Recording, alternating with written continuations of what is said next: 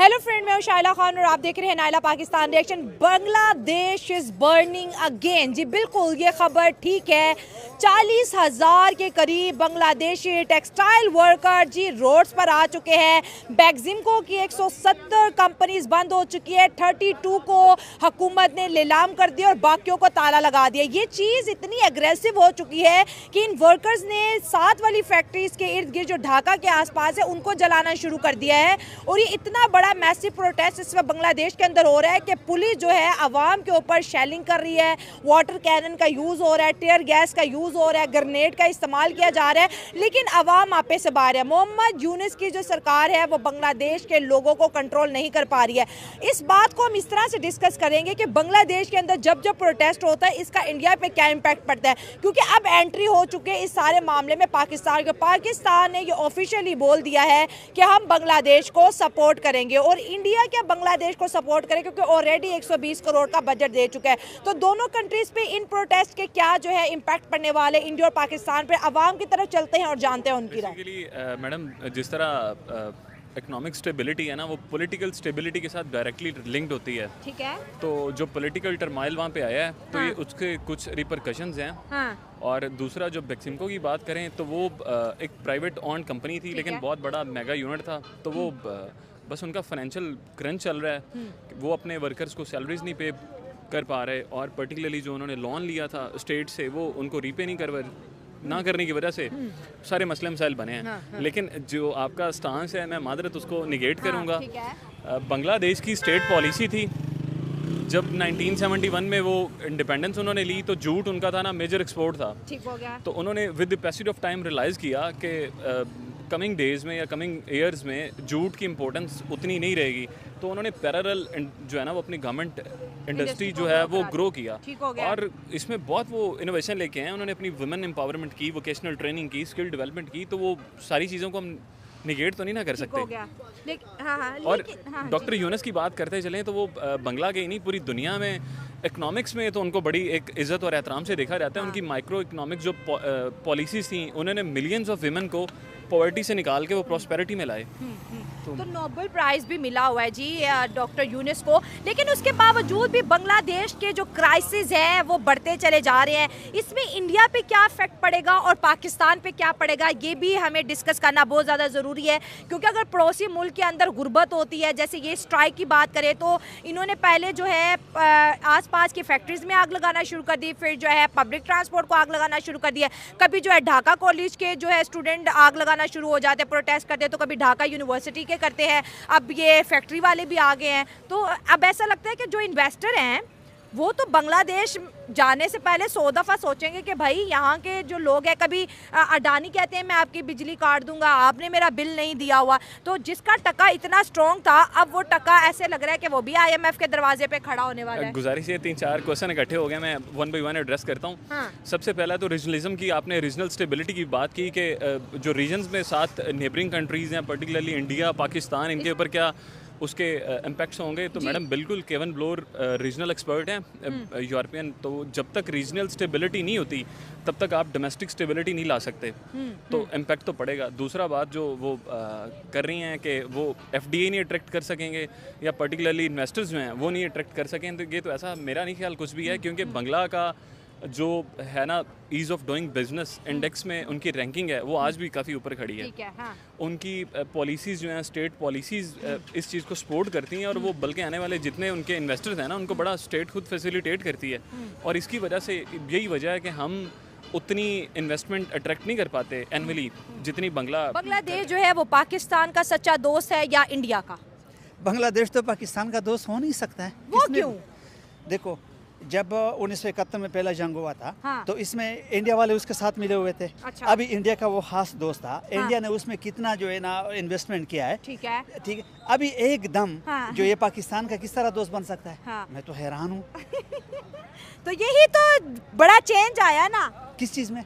यही कि आपने कहा कि बांग्लादेश तो पाकिस्तान का दोस्त नहीं था, अब वो बांग्लादेश पाकिस्तान का दोस्त है। ठीक है, अभी मैं आपको बात बताऊँ। हाँ। ये सारे मुल्क के जो वज़ीर आज़म है हाँ। वो जो किसी और मुल्क के साथ बात करते हैं तो सफारती तौर पे वो करता हाँ। है, और उसका डॉक्टर यूनुस जो है वो प्रेस कॉन्फ्रेंस में बात करता है, तो प्रेस कॉन्फ्रेंस में बात करना और जो है ना ये प्रॉपर चैनल से, फॉरेन मिनिस्ट्री बात नहीं कर रही है। तो इसमें वो अभी अगर डॉक्टर यूनुस के साथ हम दोस्ती बनाए तो क्या ये दोस्ती पक्का होगा? जो एक बंदा सफारती तौर पर किसी के साथ बात नहीं कर सकता है हाँ। और प्रेस कॉन्फ्रेंस में बात कर सकता है, फिर कल भी ये भी बोलेगा कि पाकिस्तान तो मेरा दोस्त नहीं है क्योंकि हमने तो प्रेस कॉन्फ्रेंस के जरिए वो किया है।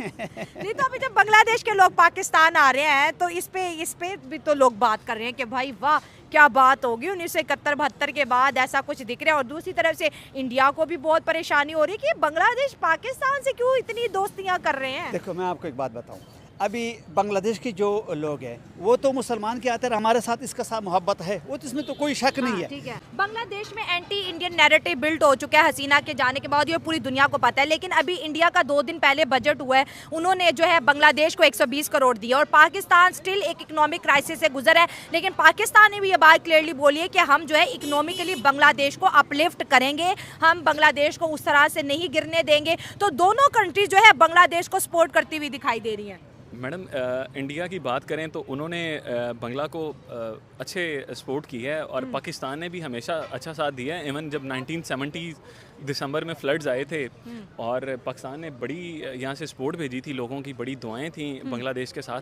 तो इंशाल्लाह आज भी पाकिस्तान उनके साथ खड़ा है और पाकिस्तान उनके साथ खड़ा रहेगा। 1971 से लेके अब तक तो बांग्लादेश पाकिस्तान के साथ नहीं था, अब ऐसा क्या हो गया? बांग्लादेश मैडम बस वो पॉलिटिकली क्लैशेस थे। आपको पता है शेख मुजीबुर रहमान की अपनी एक आइडियोलॉजी थी, वो कन्फेडरेशन चाहता था, पॉलिटिकल वो बेसिकली तो अपनी ऑटोनॉमी चाहता था ना प्रोविंशियल, तो वो कंप्रोमाइज़ हो जानी थी उस पर स्टेट। और काफ़ी सारे मुहर्रिकात थे जिसमें इंडिया ने बड़ा एक रोल प्ले किया। मुक्ति बिहिनी में बेसिकली उन्होंने वो पूरी, आपको पता है एक सिस्टम था, वो प्लान्ड था सारा और वो ओवरनाइट था नहीं, ग्रेजुअल प्रोसेस था, फॉल ऑफ ढाका जिसको हम कहते हैं। तो पाकिस्तान को तो बड़ा लॉस हुआ है और आज भी हम बड़े उस दुख से गुजरते हैं जब भी बांग्ला फॉल ऑफ ढाका हमारे जहनों में आता है। जी पाकिस्तान जो, अगर हम अपने नेशनल इंटरेस्ट की बात करें, उनका ये कहना है कि अगर इंडिया इन्वॉल्वमेंट 1971 में ना करता तो कभी भी जो है बांग्लादेश नामी मुल्क ना बनता। बिल्कुल ऐसे ही है मैडम। इंडिया ने बड़ा जो है ना वो पर्टिनेंट रोल प्ले किया था, लेकिन इंडिया के साथ साथ काफ़ी सारे और मुहर्रिकात थे, इकनॉमिक डिस्पैरिटीज़ थी, पॉलिटिकल डेडलॉक था, कॉन्स्टिट्यूशनल डेडलॉक था, हम काफ़ी सारे उनकी रिप्रेजेंटेशन का मसला था, लिंग्विस्टिक इशू थे, एथनिक इशूज़ थे, माइनर चैलेंजेस थे ना मैम, बिल्कुल, जिनकी वजह से वो बन के रहा। और काफ़ी सारे बेसिकली ऐसे समझ लें कि ताली एक हाथ से नहीं बजती, दोनों हाथों से, दोनों तरफ से जो है ना। जब हमने ख्वाब देखा था पाकिस्तान का कि मशरकी और मगरबी जो हिंदुस्तान है उसको पाकिस्तान बना दिया जाए, तो जब डिवीजन हो रही थी तब हमने क्यों नहीं सोचा कि भाई ये जो मशरकी पाकिस्तान है और मगरबी, इनका तो कनेक्शन आपस में हो ही नहीं रहा, बीच में इंडिया लिंक कर रहा है। ये ख्वाब जी बिल्कुल 1930 का इलाहाबाद एड्रेस इलामा इकबाल का उठा लें या जितनी भी इनकी रिपोर्ट्स थी, जो कायदे आज़म भी फेडरल स्टेट चाहते थे, फेडरेशन यही था। लेकिन आप भी देखें ना मैडम, जब इतनी जियोग्राफिकली प्रॉक्सिमिटी नहीं है, इतना बड़ा डिस्टेंस है, तो बड़ा मुश्किल था। और मेरे ख्याल में बांग्लादेश की एक बड़ी वाज़ेह मिसाल मेरे लिए एक मोटिवेशन थी कि वहाँ के लोगों ने अपने लिए हक़ के लिए आवाज़ उठाई। ठीक है, लेकिन अभी जो मैंने महसूस किया है कि वहाँ पे एक एक्सट्रीमिज़म से हट के दूसरी एक्सट्रीमिज़म फ़रोग पा रही है। अच्छा, वो कौन सी है? जैसे कि लोग अक्सर रिपोर्ट्स आती हैं कि वहाँ पे दुकानें जलाई जा रही हैं, लोगों पे जुल्म भी किया जा रहा है। चलें ठीक है, ये एक फ्रस्ट्रेशन की हद तक तो ठीक था कि वो निकाल रहे हैं, लेकिन इसका एक लीगल प्रोसेस भी हो सकता है। जबकि वहाँ पे अवामी हुकूमत है, तो अवामी हुकूमत का तो ये मतलब है कि वहाँ पे अवाम के हक़ में फ़ैसले किए जाएँ। अच्छा, अगर आप अपना रोज़गार मांग रहे हैं दूसरों का रोज़गार ख़राब करके, तो ये अच्छी बात नहीं। ठीक हो गया। लेकिन ये ऐसे हालात क्यों हुए बांग्लादेश के, आपको क्या लगता है? क्योंकि जैसे देखा जाए तो लोगों का ये मानना है और इंडिया का भी ये कहना है कि भाई जब तक हसीना थी तो इंडिया बांग्लादेश को सपोर्ट कर रहा था। अभी बजट आया इंडिया का, इंडिया ने उसको 120 करोड़ बांग्लादेश को दिए।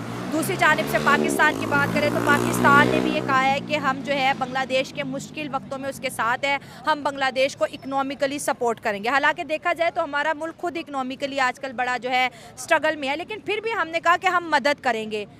वज़ीर आज़म शहबाज शरीफ भी मिलते हैं यूनिस से, उस तरफ से मोदी साहब बड़ा ज़ोर लगा रहे हैं कि बांग्लादेश के ताल्लुक हमारे साथ अच्छे हो जाएं। तो विन सिचुएशन किस तरफ नज़र आ रही है? देखिए, ये मेरी नज़र में तो कोई विन पोजीशन नहीं होती कि आप बाहर से जो है वो पैसे लें। जैसे हमारे पास पाकिस्तान के ये इनके तो अपने हालात ठीक नहीं है, किसी के क्या करेंगे। अच्छा, हमें अमेरिका पिछले कई सालों से सपोर्ट करता रहा है, IMF प्रोग्राम्स के थ्रू हमें पैसे मिलते रहे, हमने अपने मुल्क में कौन सी इस्लाहात कर ली। लेकिन इसके अलावा हम अगर ऐसे मुल्क देखें जैसे श्रीलंका वगैरह के एग्जांपल देखें, कुछ अफ्रीका के कंट्रीज़ के देखें, तो उन्होंने जैसे हमारे पास एक ब्राज़ील कंट्री है, उसके एग्जांपल देखें तो वहाँ के सदर ने पिछले दिनों अपना जो बजट है वो सरप्लस में करके दिखाया। तो यहाँ पे सबसे अहम बात मेरी नज़र में ये है कि अगर उन्होंने अपनी तरक्की करनी है तो वो थ्रू मैनेजमेंट इस्लाहात करके अपने अंदर से खुद ठीक करेंगे, ना कि मोदी सरकार उनकी कोई हेल्प कर सकती है, ना कि पाकिस्तान सरकार किसी किस्म की कोई मदद नहीं हो सकती। अवामी हुकूमत का मतलब ये होता है अवाम के मुताबिक कानून, अवाम के लिए कानून और अवाम के हक में फ़ैसले। इसमें मसला जो आ रहा है वो इस्लाहात का आ रहा है। शायद उस हुकूमत को अभी उन चीज़ों का पता नहीं है, बल्कि वो बेहतर तरीके से अगर मैनेज करें तो वो खुद ही कर लेंगे। तो अवाम का एग्रेशन कम हो जाएगा। अवाम का एग्रेशन जी देखें, अवाम का एग्रेशन एक ही सूरत में कम हो सकता है अगर आप अवाम को रोज़गार दें और अवाम के हक में फ़ैसले करें। ठीक तो है, आपको लगता है यूनुस सरकार अवाम के हक में फैसले नहीं कर रही है? ये उनके फैसले करने का मतलब नहीं, वो बेहतर तरीके से इसको हैंडल नहीं कर पा रहे। ठीक है, अगर बैक्सिमको कंपनी की बात करें तो 170 के करीब उसकी फैक्ट्री थी, 32 को सरकार नीलाम कर दिया और बकाया को उन्होंने ताला लगा दिया। ठीक है, अब वर्कर्स तो रोड पे हैं। बांग्लादेश के अंदर एंटी इंडिया नैरेटिव भी तो बहुत बिल्ड हुआ है कि बांग्लादेशी पहले इंडिया को भाई मानते थे, अब इंडिया से इतनी नफरत करते हैं, और पाकिस्तान को पहले दुश्मन मानते थे, अब पाकिस्तान को दोस्त मानते हैं। तो इतना बड़ा पॉलिटिकल चेंज इस रीजन के अंदर आया है, इससे पाकिस्तान को फ़ायदा पहुँचेगा या फिर इंडिया दोबारा से री एंट्री करेगा? किसी के री एंट्री करने से कुछ भी नहीं होता। देखें, इंडिया बांग्लादेशी जो है, बांग्लादेश इंडिया से मेरी नफरत बात करने सुनिए, लगे। बांग्लादेश जो है वो पहले पाकिस्तान से कुछ 40-50 साल से नफरत कर रहे थे। ठीक है, ठीक है, अब वो इंडिया से भी करने लग जाए तो उससे फ़र्क नहीं पड़ने वाला जब तक वो खुद इंडिया पे को काम- फर्क नहीं पड़ने वाला। नहीं, बांग्लादेश को ये देखें ना, किसी बाहर के मुल्क को कोई फ़र्क नहीं पड़ता। हम इंडिया को अपना दुश्मन मानते रहें और ख़ुद अपने यहाँ इधर इस्लाहात ना करें। आप ऐसे हालात देख रहे हैं कि अब यहाँ पे लोग उन चीज़ों को ब्लेम कर रहे हैं जिनके जिम्मेदार हम खुद हैं। ठीक हो गया। ठीक है, जिनका जिम्मेदार इंडिया नहीं है। ठीक है, अगर आप जैसे अपने कि क्या चीज़ है जिसको हम समझते हैं कि ये देखिए, वो इंडिया off ने the नहीं, हमने टॉपिक हो किया। जाएगा। हाँ, बांग्लादेश को अपनी इस्लाहात पे और अपनी थ्रू बेटर मैनेजमेंट से अपने हालात ठीक करने होंगे। हाँ, ठीक ठीक है, है। उसके अलावा हल कोई नहीं है। कोई हाँ। बाहर से पैसे दे, कोई किसी से नफरत करे, कोई किसी से कुछ भी फ़र्क नहीं पड़ता उससे। आपको अपने हालात खुद ठीक करने हैं और अपने तय करने हैं हालात ठीक। तो ये चीज़ बैलेंस हो जाएगी। ये बैलेंस डेफिनेटली होगी।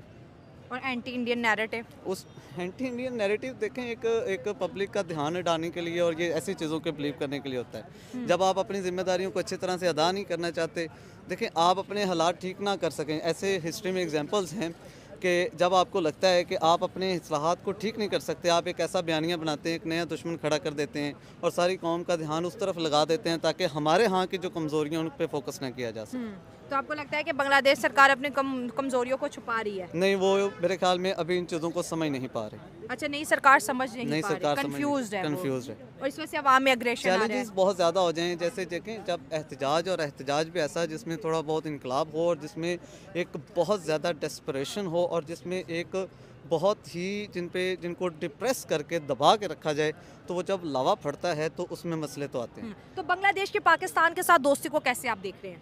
ये बहुत क्योंकि उन्होंने कायद आज़म की बर्थडे भी बनाई है, ठीक है, और हमारी ISI को भी डिप्लॉयड करने की बात कर रहे हैं, और दोनों कहते हैं ना कंट्रीज़ के बीच एक नया रिश्ता देखने को मिल रहा है। रिश्ते तो हमेशा ही रहते हैं जी। रिश्ते देखें, पिछले दिनों उनका आर्मी के कुछ लोग या शायद आर्मी चीफ इधर पाकिस्तान में आए हुए थे, ऑफिशियल्स आए हुए तो ये देखें, ये ट्रेनिंग्स तो रहती हैं। जैसे पाकिस्तान में बहुत सारे कंट्रीज़ के जो लेफ्टिनेंट हैं वो ट्रेनिंग के लिए आते रहते हैं और काम करते रहते हैं, और हमारे यहाँ जो तो क्या इंडिया को ये चीज़ परेशान नहीं कर रही?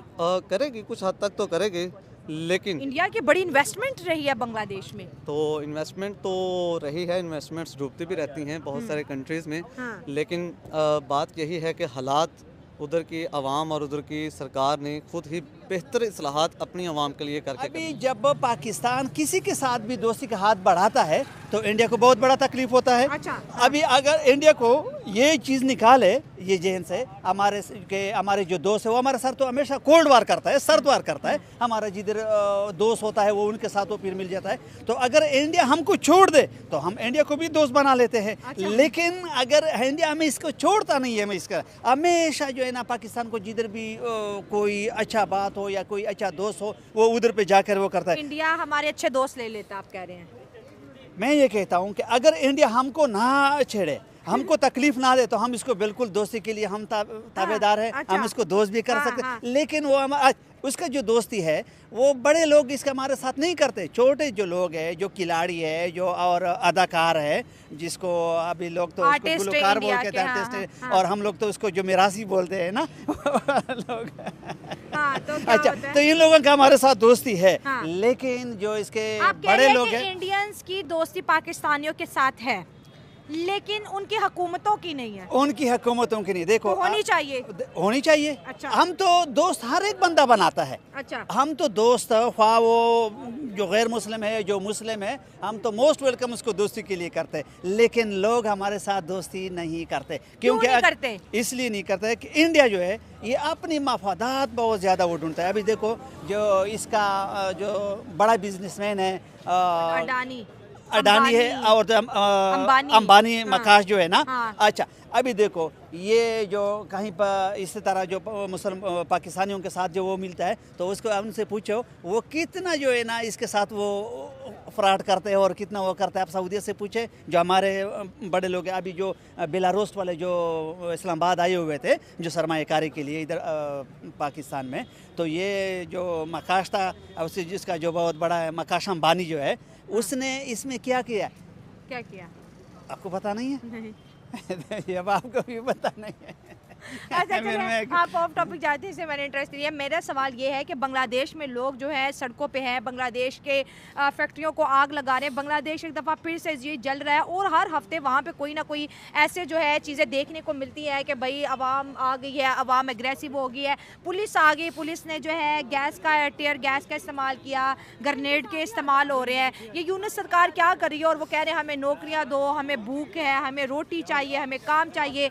170 के करीब फैक्ट्रीज बंद हो रही हैं बांग्लादेश में, 40,000 लोग बेरोजगार हैं और मजीद बेरोजगारी बढ़ रही है वहाँ पे। देखो ना, अभी जब से बांग्लादेश बना हुआ है ना 1971 में, तो ये तो बेरोजगारी तो उसको उधर से चल रही है। अच्छा। अभी यहाँ पे ये जो बेरोजगारी बना हुआ है ये कुछ भी नहीं है। ये सिर्फ पाकिस्तान के लिए एक उन्होंने एक छल बनाया हुआ है, एक वो बनाया हुआ है कि पाकिस्तान भी थोड़ा सा अभी हम अमन की तरफ जा रहा है कि पाकिस्तान थोड़ा सा और भी डिस्टर्ब हो जाए और ये पाकिस्तानी एक बार फिर वो उड़ जाए और वो ये कहते हैं कि हम तो बांग्लादेश को भी बचाएंगे और ये करेंगे। अभी हम पराए जंगों में क्यों चले जाए? हम अपने मुल्क की बजाय दूसरे मुल्कों को हम क्यों कर दे? अभी देखो ये पाकिस्तान तो कह रहे हैं हमने बांग्लादेश को सपोर्ट करना है। अच्छा, अभी सपोर्ट जो करना है वो हमने हर मुल्क को इसी तरह वो सपोर्ट करना है जो हमारे साथ वो अच्छा है। लेकिन अगर वो हमारे साथ ऐसे लेवल का है जो कि पहले 1971 में था, जो हमारे साथ ताल्लुकात था। अभी मैं आपको बता कि ये डॉक्टर यूनुस जो है अगर वो सफारती तौर पर वो हमारे साथ बात करते हैं तो मैं तो कहता हूँ कि हमारा वज़ीर आज़म भी उसको मोस्ट वेलकम करे।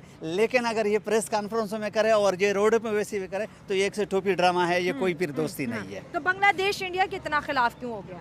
बांग्लादेश में सवाल भी पैदा नहीं हो सकता है कि बांग्लादेश इंडिया के खिलाफ हो जाए, क्योंकि सब कुछ कारोबार, खाना पीना सब कुछ वो इंडिया से है। अच्छा। और ये इंडिया के खिलाफ क्यों हो सकता है? ये मेरा जो ज़ाती ख्याल है, जो मेरा ज़ाती सोच है, ये भी इंडिया का एक टोपी ड्रामा उन्होंने बनाया हुआ है। अच्छा, इंडिया बांग्लादेश को कह रहा है कि ये सब करो, हो सकता है। इंडिया तो कह रहा है मैं खुद बड़ा परेशान हूँ। तो ये किस तरह वो बात मानता है कि मैं, वो तो कहते हैं जब मैं परेशान हूँ तो इस वक्त तो हम लोगों को तो वो धोखा देता है ना। वो तो इंडिया तो हमारा तो हम उसके साथ दोस्ती बनाते हैं लेकिन वो हमारा आस्तीनी का साम बन जाता है, हमेशा हमारा आस्तीनी का साम बन जाता है। पाकिस्तान दोस्ती करना चाहता है, पाकिस्तान तो इंडिया के साथ भी दोस्ती करना चाहते हैं, सब मुल्कों के साथ हम दोस्ती करना, लेकिन ये लोग हमें आस्तीनी का साम बन जाते हैं और हमको जो है ना मौके पर फिर वो ऐसा धोखा देता है ना कि हम ना कि अपने आवाम को मुँह दिखाने के काबिल हो जाते हैं। देखो ये जो अमेरिका का जो जंग था अफगानिस्तान में, अभी अमेरिका ने हमको दोस्त रखा था,